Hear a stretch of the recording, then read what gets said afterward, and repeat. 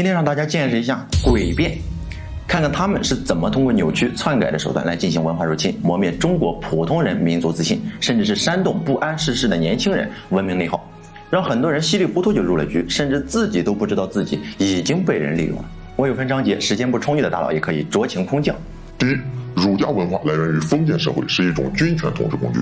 某种意义上来说，这里说的没错，封建时期的儒家思想确实是统治工具。第二，儒家思想是暗中消灭血性的秘密武器，奴化百姓，唯唯诺诺，任人宰割。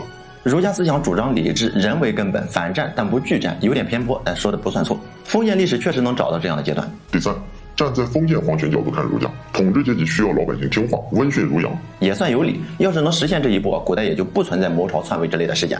第四，儒家的孝与忠都是为军权服务，但孝其实是为了忠，为了低层无条件听高层的话。但进一步延伸，无条件服从是不是可以理解成愚忠？因为过分的孝剥夺了独立思考的权利。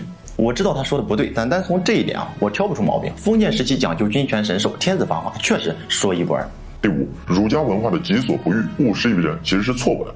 比如你有个苹果，你不想吃了，但是别人想吃，结果你说己所不欲，勿施于人，不让你吃是为了你好，是不是很荒谬？所以它是错误的。要不是知道这句话表达的真正含义我差点就信了。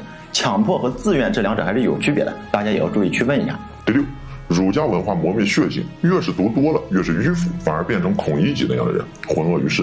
所以中国历朝历代创造历史的反而是没有机会读书的人，比如刘邦，比如朱元璋。所以中国人绝对值得反思儒家文化。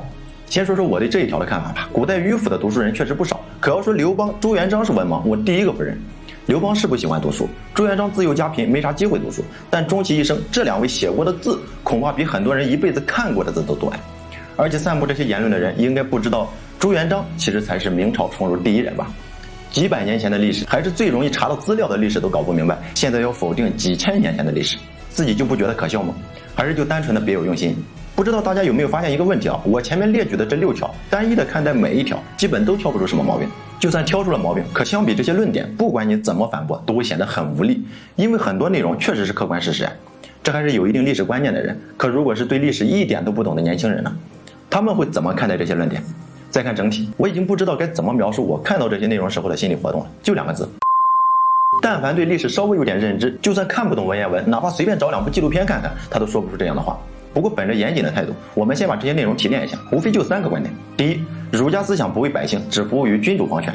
第二，国家与人民是相互对立的存在。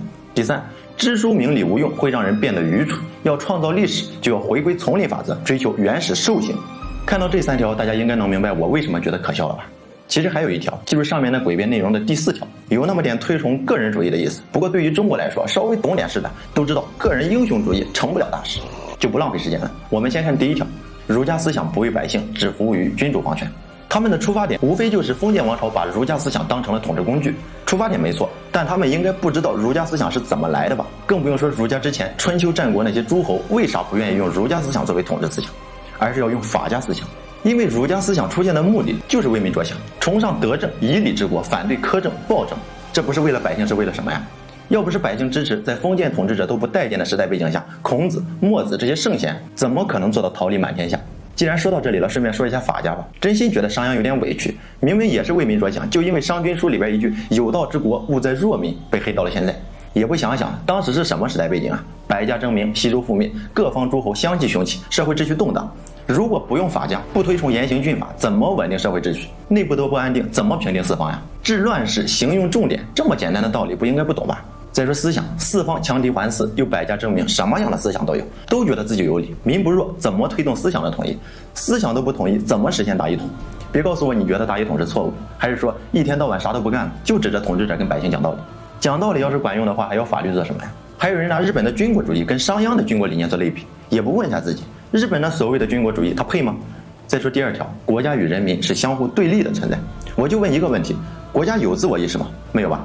国家意识来自于公民意识，也就是说国家就是公民意识的集中化体现。那么国家又是怎么站在人民对立面的呢？封建王朝是有个皇权没错，那么请问水能载舟亦能覆舟这句话是怎么来的？个顶个就差把爱民如子4个字刻脸上了，还对立，这难道不可笑吗？再有，封建王朝那些苛捐杂税，单凭皇权他推得动吗？大家可千万别忘了，封建时期还存在一个豪强地主阶级，也叫官僚集团，放在现在就是资本家大资产阶级。有兴趣的可以查查，看看封建时期的苛捐杂税有多少是流入了这些大地主的口袋，又有多少流进了皇权的口袋。封建帝王可没你想象的那么好当。最后我们再说第3条，知书明理无用，会让人变得愚蠢。要创造历史，就要回归丛林法则，追求原始兽性。这一条其实也没有说的必要，不读书不学习，饭都做不熟呀。穿上了衣服又能咋样？想吃块牛肉还得吃加生的，这不纯扯吗？还跟我说儒家思想磨灭血性，换了个词我就不知道想表达什么意思了吗？不就是好勇斗狠的原始兽性吗？原始人天天好勇斗狠，也没见哪个国家回归原始世界。真正的血性是什么？血性是一种精神，是一个民族的脊梁，是磨不掉的。我可以在我家或者在朋友面前唯唯诺诺，满脸谄媚，一副奴才模样，也可以在国家面前隐忍对生活现状的不满。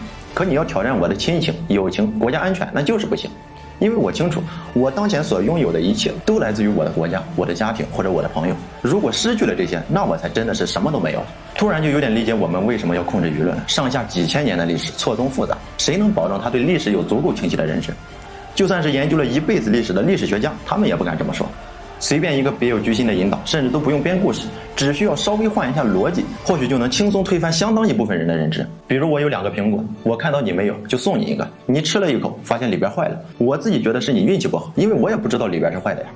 但是这时候有人告诉你，我其实知道里边是坏的，就是故意给你的，那我还能说得清吗？说不清呀。就算你嘴上不说，可你还会认为我送你苹果就是单纯的为了与你分享吗？在你的心底是不是留下了一个我其实很虚伪的印记？哪怕它还很淡，淡到几乎看不见，可但凡下次再出现类似的事情，就不是1+1等于2的结果了。高处不胜寒，古人诚不欺我呀。中国文明上下几千年，最起码有2000年的时间，各项政策制度的制定与实施都跟儒家思想强相关。准确来说，是儒法合流后的儒家思想。儒家主外，戒其行，明君臣之礼；法家主内，戒其法，巩固皇权。儒家之前还有周礼，距今3000多年，这是儒家的起源。说白了，儒家思想仁义礼智信这5个字贯穿了整个中国人民体系的主线，见证华夏文明历代兴衰的同时，也一步一步帮助历代王朝百姓创造出了大量辉煌成就。现在你告诉我，儒家思想毒害中国百姓上千年，就是封建统治者彻头彻尾的统治工具，直接把百姓推到了国家的对立面，肆意煽动不谙世事的年轻人，否定仁义礼智信等一系列核心价值观，否定华夏文明几千年的传承，妄图把一个古老民族渲染成一个无根的民族，你居心何在啊？我是大木，我们下期再会。